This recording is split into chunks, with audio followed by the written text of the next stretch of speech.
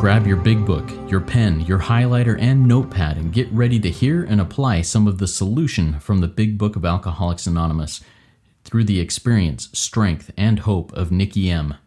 To have a question addressed in a future episode of Noodle It Out with Nikki, please send an email to noodlewithnikki@gmail.com, and Nikki is spelled with 2 Ks. To get a more interactive experience with Nikki as she noodles out life and recovery questions using the Big Book of Alcoholics Anonymous, you can get a link to her weekly Noodle It Out with Nikki meeting held live on Zoom every Monday morning at 9 o'clock Eastern Time. The information to that meeting is in the show notes of this podcast.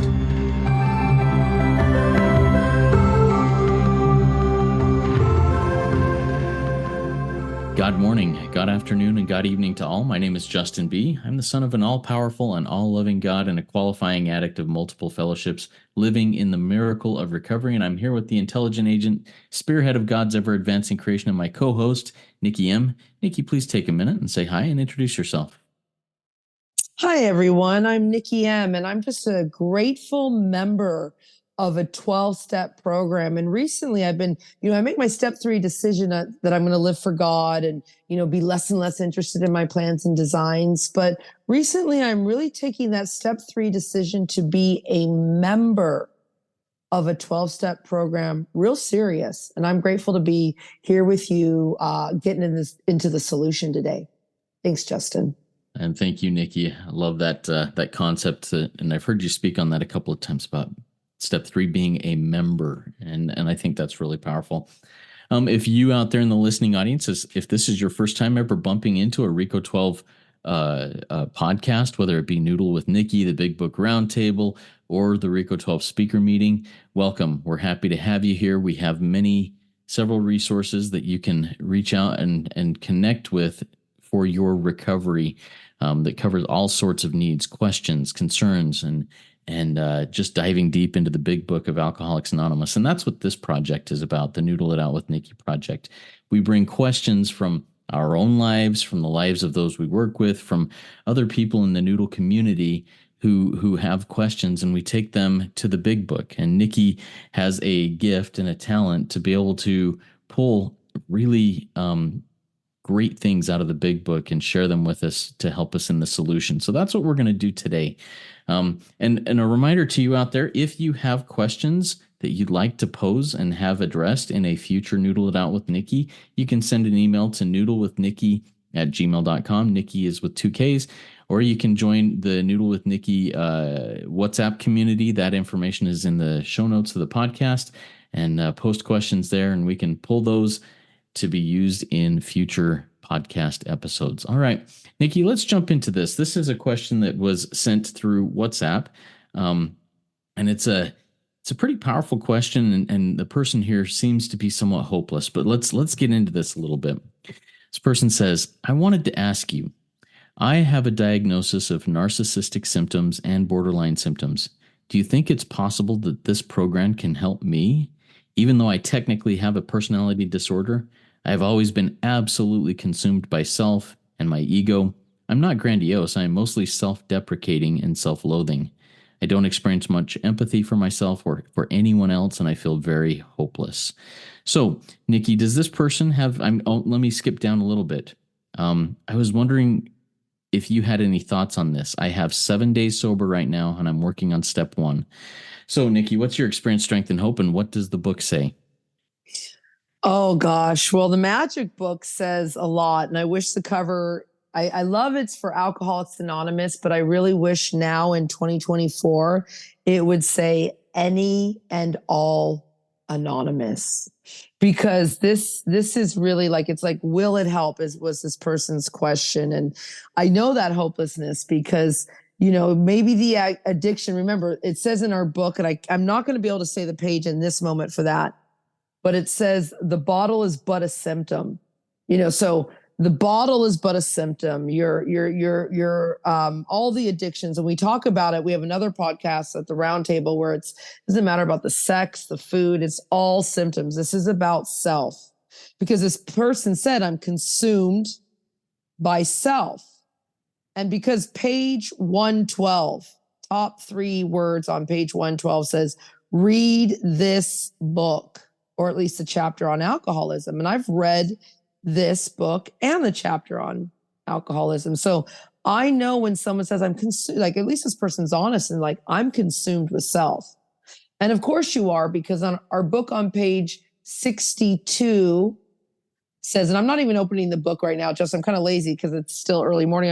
I'm hoping I'm getting these pages right. If not, just, course correct me and message us later.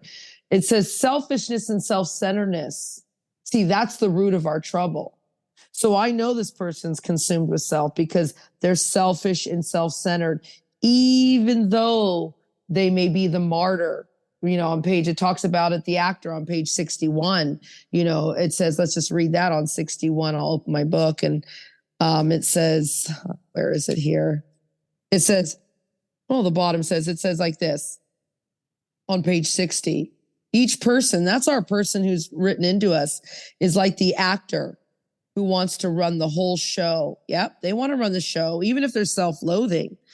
They're forever trying to arrange the lights, the ballet, the scenery, the players, the people in our own way, control freak. And even when we're self-loathing, we're doing that. Everyone thinks it's a grandiose thing that we're doing sometimes, because next page it says, in trying to make these arrangements, our actor may be quite virtuous, kind, considerate, patient, generous, modest, self-sacrificing, which is a martyr, manipulator, manager. And then on the other hand, they can be mean, egotistical, selfish, dishonest. But it says with most humans, there is a varied, likely to have varied traits. My line out says, I'm a master manipulator. So it gets all these different ways. But I want to get down to this. Will this help me, Nikki? Can this program help me who's been diagnosed by the doctors? Well, my book on page 42 says, quite as important was the discovery that spiritual principles would solve all. You mean it solves my borderline personality disorder, Nikki? You mean it solves my diagnosis of obsessive compulsive disorder, my ADHD? This book will solve all your problems unless you are what the book describes on page 58.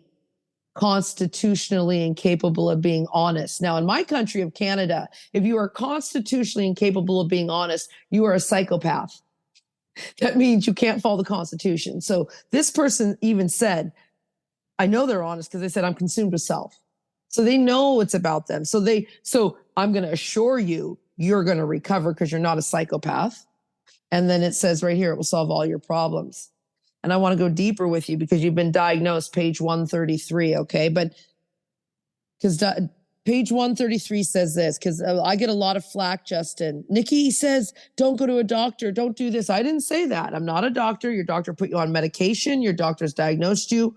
Go with what the doctor says. Why? Page 133 says, but this does not mean we disregard human health measures, doctors, psychiatrists, God, the world, the universe has abundantly, we're in 2024, everybody, there's a lot, supplied this world with fine doctors, psychiatrists, psychologists, practitioners, therapists, you name it, of various kinds, gurus, you name it. Do not hesitate to take your health problems to such a person. Here's a key line. Most of them give freely of themselves. Now, I call bullshit in 2024, Justin. Nothing's free in my country. Huge, huge money on that, right? I'm just going to put that out there. That's my experience, strength, and hope. It's not free. And it says most of them give freely. Well, no, and their fellows may enjoy soundbite that their fellows may enjoy. No, not really. That's not my experience. And yes, it says, try to remember that God has wrought miracles. And so we should never belittle a good doctor or psychiatrist, which line out is the properly appointed authority. But let's swim deeper, everybody. You're beyond human aid. Step 1 said that. So these doctors, we're on page 133, but let's go back to the very beginning where it says this. It says right here, Where does it say about being beyond human aid? Okay, well, just it's really says it everywhere, but it says it on page 25. It says if we pass into the region from which there is no return through human aid. Like, are you beyond human aid? And the reason I paused here because I'm looking at my workbook. So Justin puts in the show notes. We work out of a workbook, which is a condensed 30 pages of the 164 pages of the big book. It's been arranged by a fellow named Cameron F. And he's got this book called the Big Book Sponsorship Workbook. And on page 5, there's a log and loser list, meaning your human aid list. And on it, Justin, and you've checked it off, you've worked the steps many ways. I know you've gone through this. This is, I don't care what program you're in, this will save you and your sponsee hours. He has taken every single strategy out of the big book possible, even that Experience, Strength, and Hope of Fellows. And he's made this list, and you can find that in the show notes. And there's a workshop every month, and this is how I sponsor. And he goes through this log list. It's a human aid list. It's the half measures, the easier, softer ways, the human aids. And then I want to talk to you about this, Justin, after, but I want to go through this real quick because remember, the person who's written into us has said, the doctors have diagnosed us. Okay, I'm not getting better. I'm hopeless. I'm consumed with self. Will this program help? We've already said that this will solve all the spiritual principles will solve. And even though the world has given us a lot of great doctors in 2024, we're beyond human aid, says page 25. So let's just look at this, and I want you to go in here with me. Willpower doesn't work. Doctors, judges, lawyers won't work. Ill health, I've been really sick. Substitution strategies. I put down drugs real early because I could stop for sufficient reason, but I couldn't put down men and money. That one took me to my knees. Counseling, therapy did not work. Spiritual retreats, detox. I sponsor heroin addicts, and detox doesn't work. I'm telling you, it's a body brokers in there. They just want you back. Getting a dog. I've had children. My daughter was 12. I was like, Justin, I was like this, I need a baby. That's going to solve my problem. And this time I need a son and a husband, and God gave it all to me. Didn't work. Threw him out a year after I had my son. Gone. My meetings won't work when I'm out of my mind. My big book that I love deeply will not work when I'm out of my mind, blacked out in fear and anger. I need a spiritual solution. Going to jail. I mean, you name it. Name any human aid. Because if a doctor would have helped, I would have been better a long time ago. I live in Toronto, Canada. Everybody listening around the world, we do have fine doctors here. We have a socialized medical system. I've been there at the Center for Mental Health and Addiction. And the doctor wanted to prescribe more things, more solutions that led me literally to the gates of insanity or death. I was going to kill myself and kill my lover. Justin, thoughts? Yeah, thank you for sharing that. One of the things that really has been a help for me is we share our experience, strength, and hope, and that word right there has really lifted me. We go from a place where I have been to a place where I felt absolutely hopeless as I've tried to rely on these human aids, as we call them, whether those human aids be, therapy or coach retreats, getting a life coach and all those kinds of things. Those kinds of things were helpful in as far as they went, but they didn't go far enough. And I think that this is something that's really powerful for me to grasp and hold on to, is that, yes, hope. There is a solution. Back on page 25, where we were looking at here, there is a solution. But almost none of us like the self-searching and leveling of our pride, the confession of our shortcomings, which the process requires for its successful consummation. That solution is not a snap of the fingers and walk on. I wanted the solution to be, hey, I'm going to read this self-help book. I'm going to pay this life coach thousands of dollars, and all of a sudden the switch is going to flip, and I'm going to be able to walk a free man using those magical things. And for me, the magic is beyond the human aid. It's that spiritual solution. It's connection with a power much greater than myself and much greater than any and all human powers combined on the earth, because all of those human powers combined on the earth has not figured it out for me yet. But that power greater than myself has. And that's kind of my thoughts on that. Do you have any additional thoughts, Nikki?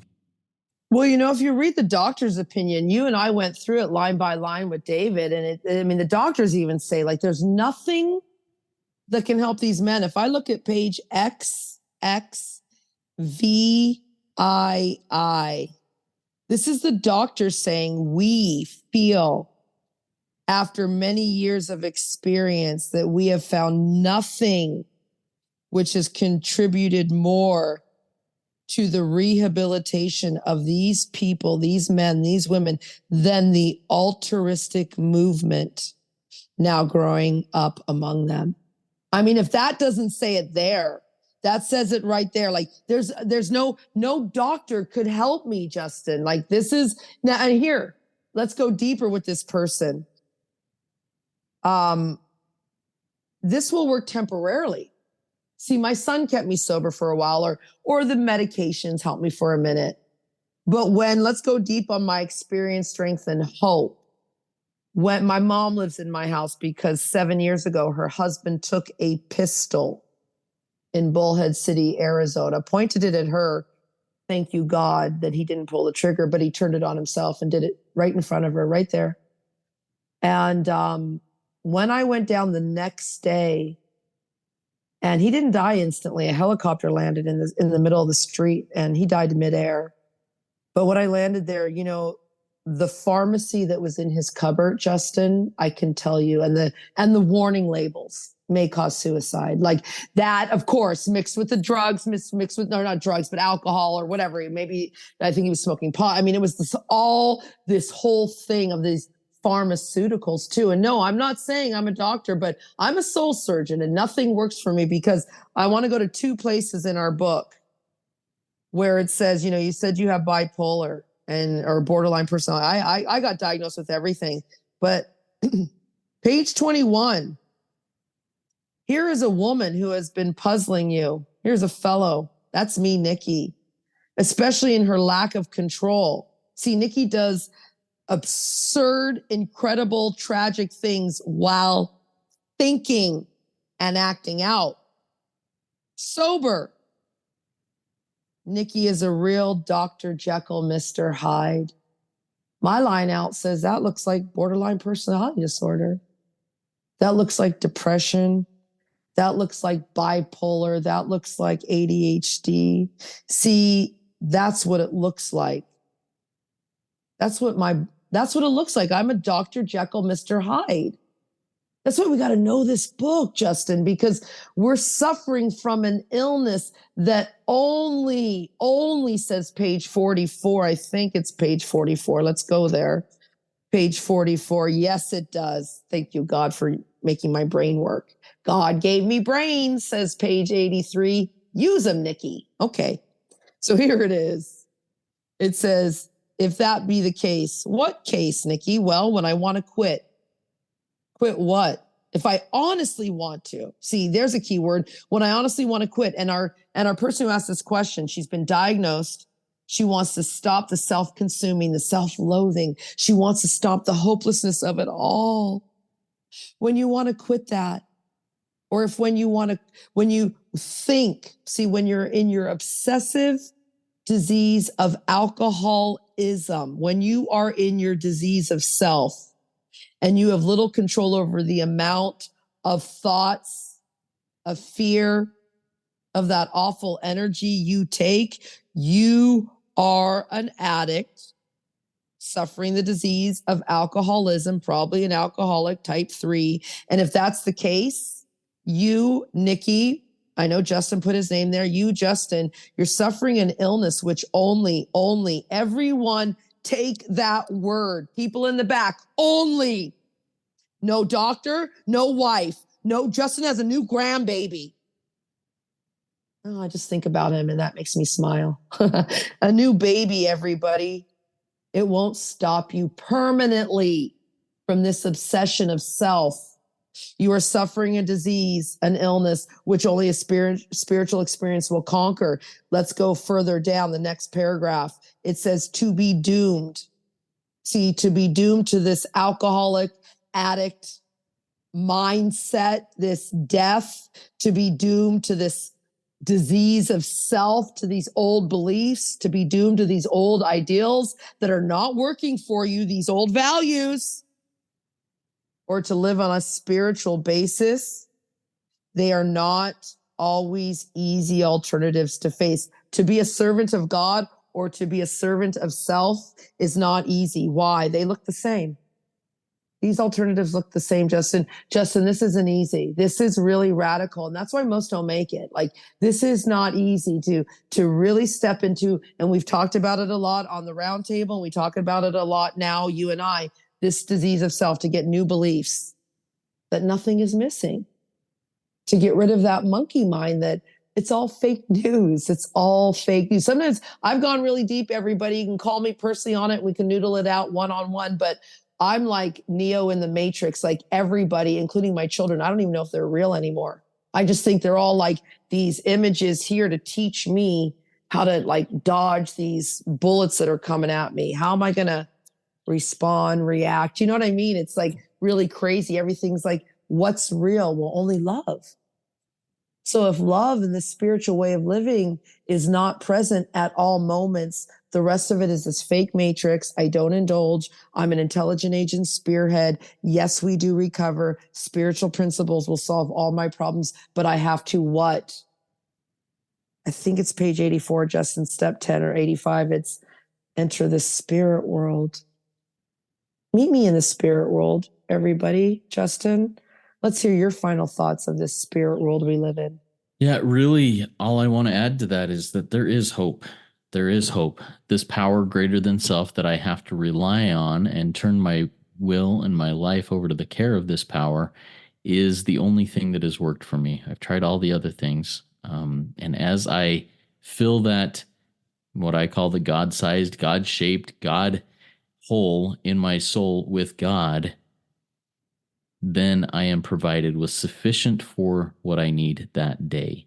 And I can get through that day relying on that power. And then tomorrow I get to wake up and do it again. And to me, that's not hopeless.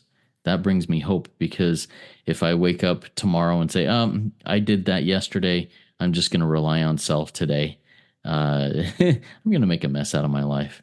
No matter what self-help books I read, no matter what coaches I visit with, no matter what things I try and do, I will quickly make a mess out of my life if I'm not allowing myself to be guided by the director of all those things.